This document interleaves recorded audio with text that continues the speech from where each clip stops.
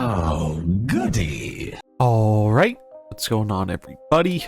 Zombies here again, and today we're back with another Marvel Snap video. So in this one, we are taking a look at the best day one decks for today's new card, Miek. Miek is a 1-cost 1 power that reads, after each turn, if you discarded any cards, gain +1 power for each of them and move. So it's no secret, Discard has not had the best of times recently.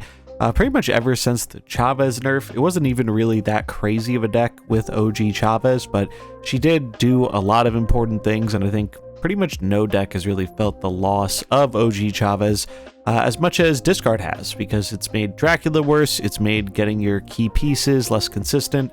It just really needed that consistency and Dracula interaction to succeed, and hasn't had such a great time without it. And I think the unfortunate reality here is Miek is not going to fix any of these problems. Miek is kind of a neat 1-drop to include in Discard, and it's nice that we have a Discard-centric payoff, but it doesn't really do anything to fix the issues that Discard has currently.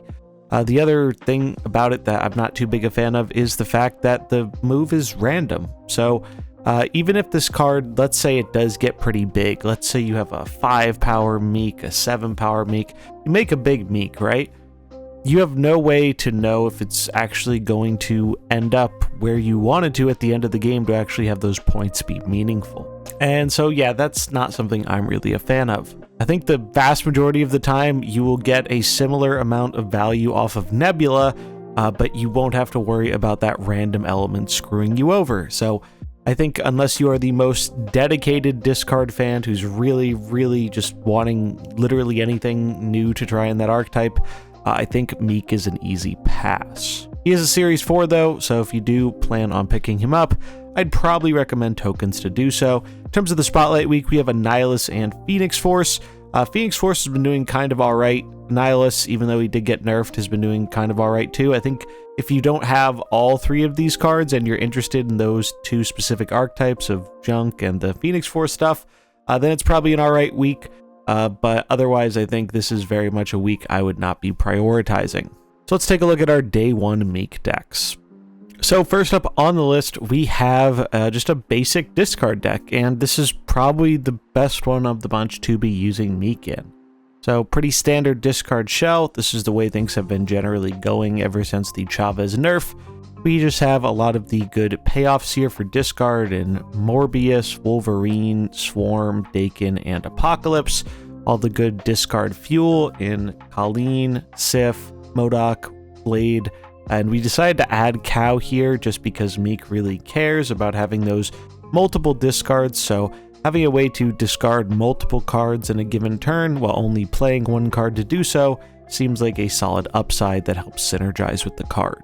But yeah, nothing too groundbreaking, but I do think that the standard Discard shell is probably going to be the way to go with Miek, though I'm not really sure he's going to have the most notable impact on it. Much like Nebula, he does have that same kind of weakness where the card gets a lot worse the later on in the game it gets played.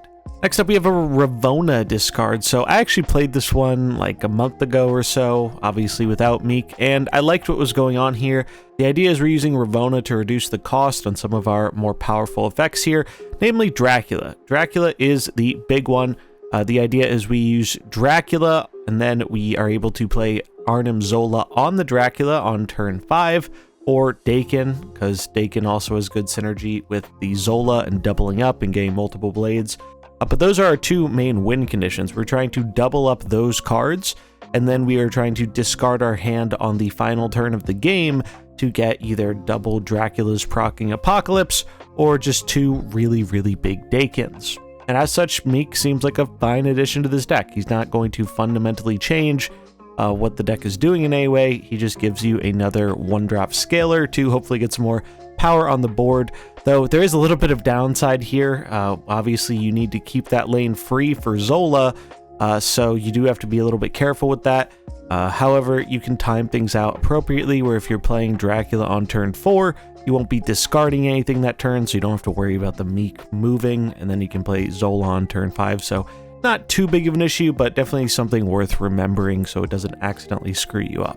And the last list here, we have a little bit of a discard move hybrid. I don't think this is going to actually be a strategy that is overly worth committing to, but you know, it's kind of rare we get these multi-archetype cards, so might as well give it a try, right?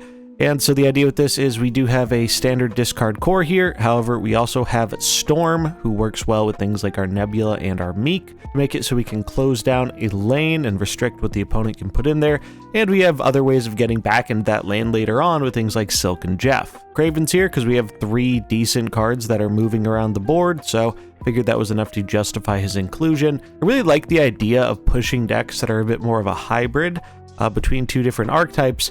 But I think so far, a lot of the tools we've gotten to push those kinds of decks haven't really worked out very well. And unfortunately, I don't think Miek is going to be an exception. I think he's going to be rather the general rule we've seen.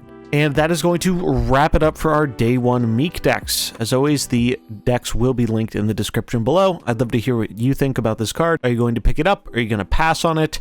Maybe if you're on the fence about this or the other Spotlight Week stuff, I would wait until Thursday. We do have an OTA coming this Thursday, and well, here's hoping it does something impactful to the game to make things a little bit more varied rather than just playing Thanos every game, which Discard pretty much surely cannot reasonably compete with. Gonna wrap it up for this one though. Hope you enjoyed it. If you did, remember to like and subscribe, and I'll catch you in the next one. Peace.